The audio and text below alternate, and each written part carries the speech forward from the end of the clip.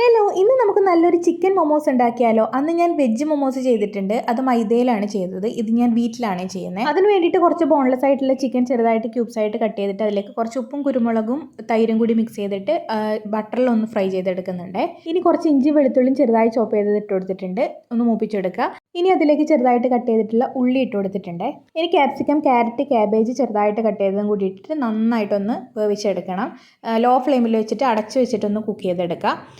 ഇനി അതിലേക്ക് നമ്മൾ നേരത്തെ ഫ്രൈ ചെയ്ത് വെച്ചിട്ടുള്ള ചിക്കൻ ചെറുതായിട്ട് കട്ട് ചെയ്തതിന് ശേഷം അതിലേക്ക് ഇട്ട് കൊടുക്കുക. ഇനി കുഴച്ച് വെച്ച ഗോതമ്പ് മാവ് നന്നായിട്ടൊന്ന് പരത്തിയെടുത്തതിന് ശേഷം ഇതുപോലെ ഒരു പാത്രമോ അല്ലെങ്കിൽ അടപ്പോ വെച്ചിട്ട് കട്ട് ചെയ്തെടുത്തിട്ട് റൗണ്ടായിട്ട് കട്ട് ചെയ്തെടുത്തിട്ട് അതിലേക്ക് ഫില്ലിങ് ഇട്ട് കൊടുക്കുക.